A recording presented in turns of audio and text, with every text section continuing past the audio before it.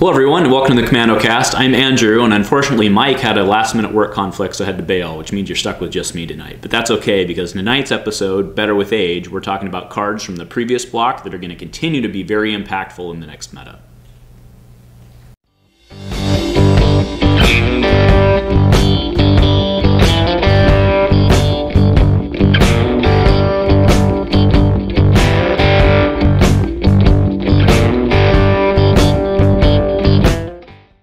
Alright, so like I said, tonight I want to focus on a couple characters who I think are going to continue to be very impactful as we go forward. The first one I want to talk about is Beckett.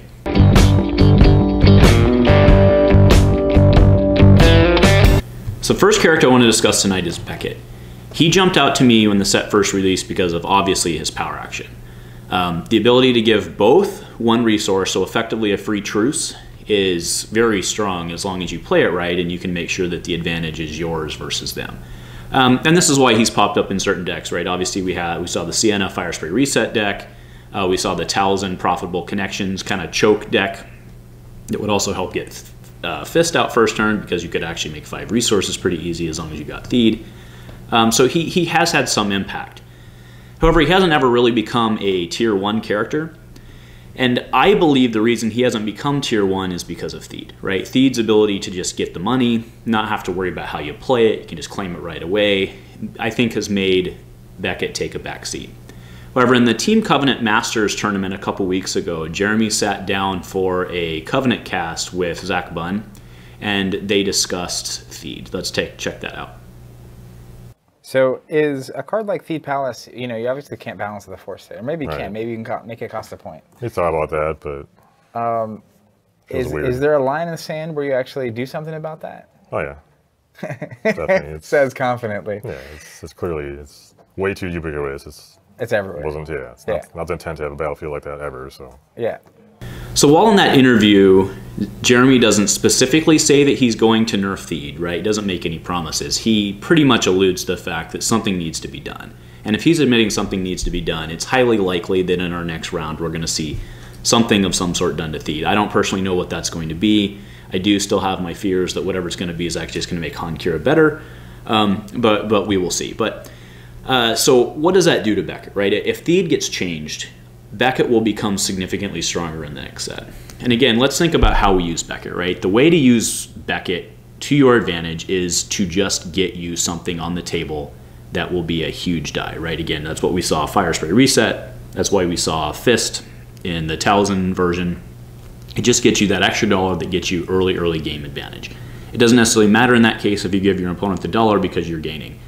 So I really believe that Beckett, because of the proposed Theed nerf, or let's say, so I really do believe that Beckett, if we do get the nerf on Theed, which I think is coming, is really going to make him become stronger in the next set. And also at the 15-point range, he can really be paired with a lot of people, right? I mean, the Talzin pairing with the 3-point plot is huge. We've seen decks out there with Maul or Mythal pairing him with 3-point plots. And that's just talking about the old stuff, right? As more stuff comes along, I mean, Grievous is 9/12. I don't necessarily know that that's the great pairing to look at, but I think there are a lot of potential pairings, right? Maybe even Jyn Erso comes out of hiding. Maybe even a Beckett Val Crime Lord deck. I don't know. But anyway, I think there's a lot of possibilities with Beckett, and I think he has a lot of potential going forward.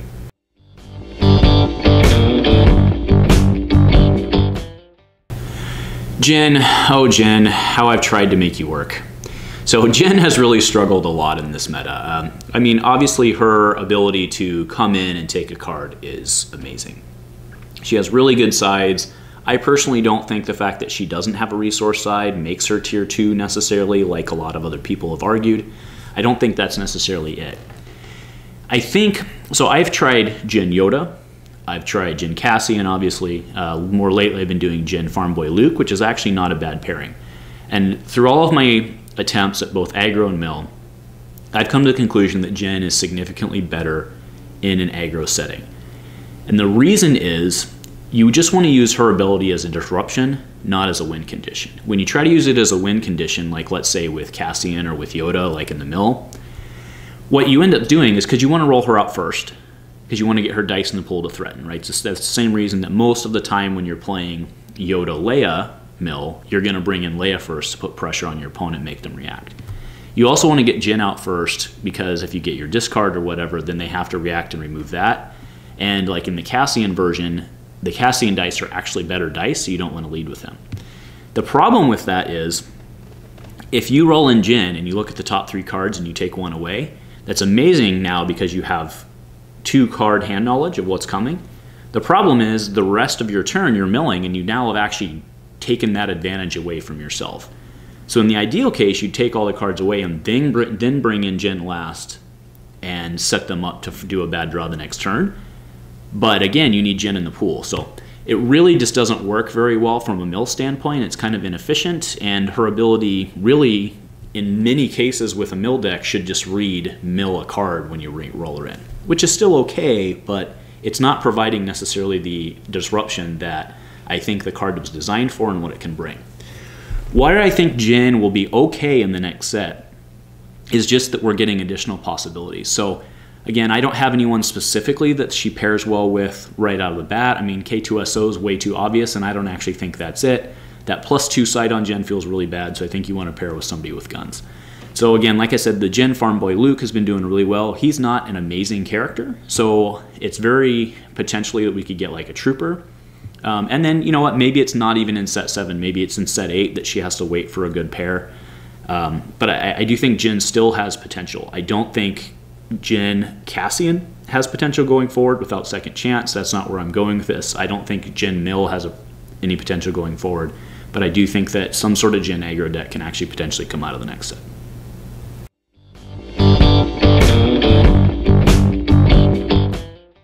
All right, the next character I want to talk about is Mother Talzin. So Mother Talzin, for obvious reasons, is just the champion of consistency, right? Of course, you have to build your deck around it. And then a lot of the argument against why Mother Talzin is going to be good in the next set is because as the card pool decreases, you of course lose options for odd cards. I think we've seen time and time again, I mean, heck, the Gen Con deck, the Mother Mando's deck then was actually playing 5 evens. I think we've consistently seen you can play 4 evens pretty well and do okay in a Talzin deck. So with 4 sets available, plus the 2-player set, plus 2 draft sets, I think we're going to be okay with Mother Talzin to still be in a pretty good position. And again, she's at 12 points. That leaves a lot of possibilities for pairings. I mean, let's not even talk about the ones we've already talked about earlier, like Beckett or whatever. She can really kind of fit in with a lot of people and then maybe still have room for a plot. So I think it's too early to count Mother Talzin out. I think she's going to be relevant until the day that she herself rotates. I think that's something we always have to consider because I don't think the odds are going to be that hard to find.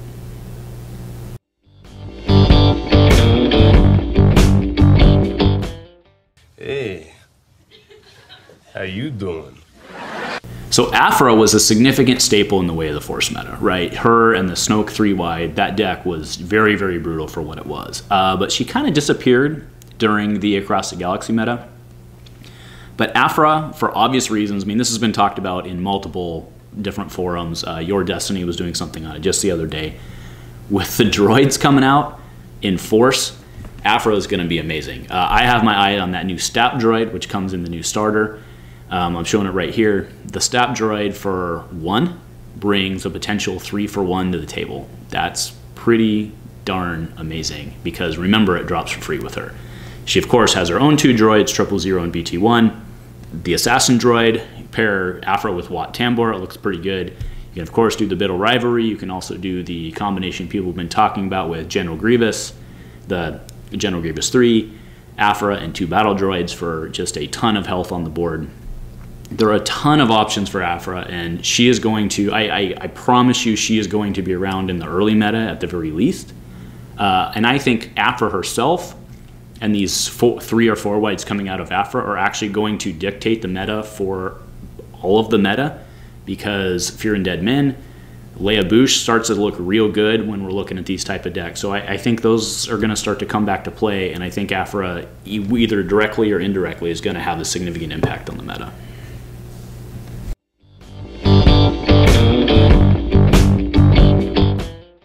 So the last character I want to talk about today is Tarkin. Tarkin is not going anywhere, and mainly because Snoke Tarkin is not going anywhere. So a couple weeks back, after our regional, we kind of made the decision in the local area to pretty much move towards playing Trilogy instead of Standard in our Saturday tournaments at Gungai. I moved to Snoke Tarkin, which you would think would lose a lot of power, and to be clear, it does, right? Losing the 0 drops, of course, hurts that deck. But I moved to, you know, Crystal Ball, Dark Presence, Fragmentation Grenade, the 1 drops to just get on the board, which actually doesn't hurt for playing Wish Magic and Trilogy. But this deck is very strong even without the 0s. So I think, I don't think we're going to get more 0s going forward. That's not what I'm saying. But this deck's going to be very relevant. It can very, very, very easily put out 10 damage a turn on turn 1. And again on turn 2. And 20 damage in 2 turns is nothing to joke about, right? That's Vader level, good rolling type damage. Now it is indirect, I grant that. But so Tarkin's not going anywhere. Now we just got done talking about Dr. Aphra. I'm wondering if an Aphra Tarkin deck actually might not poke its head around again. That was kind of flying around in the early days of Legacies with those two paired up together, just because you could get a lot of the cheap droid advantage, get a lot of dice spam on the board. So I wouldn't be surprised if that pops up as well, but don't kid yourself, the Snoke Tarkin deck is going to be a force to reckon with. Not only is Fisk still a thing, and let's even assume that Fisk gets some nerf, which probably won't, but let's assume Fisk gets some nerf. You still have the Mega Blaster Troopers, because Snoke's a leader, Tarkin's a leader. That Mega Blaster Troopers for 4, which is not that hard to get in a Snoke Tarkin deck, right? Making 2 resources on 1 turn is not that hard to do. So you can drop the Mega Blaster Troopers, both of them are leaders to spot, you immediately roll on 3 dice on the Mega Blasters, and you're in a pretty good shape, right? With all that focus, or the Snoke power action if you roll blanks, or sorry, the Tarkin power action if you roll blanks, I think you're in pretty good shape. So I do think that Tarkin is going to continue to be impactful, and specifically I think the Snoke Tarkin deck is not going anywhere until it rotates out.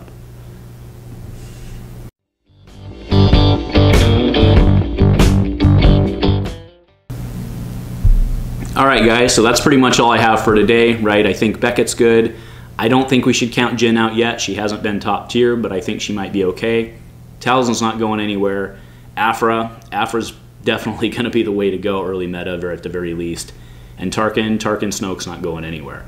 So those are the cards that I think are going to be impactful. I'm curious to know not only what other cards you think will continue from the old set you think will continue to be impactful, but also what new combinations you think that I maybe didn't cover or maybe I haven't thought about. So please leave those in the comments below. Again, if you like what we're doing here on Dice Commando, please give us a like, please give us a subscribe. It really helps out a lot. And that's pretty much all I got. So, go Commando.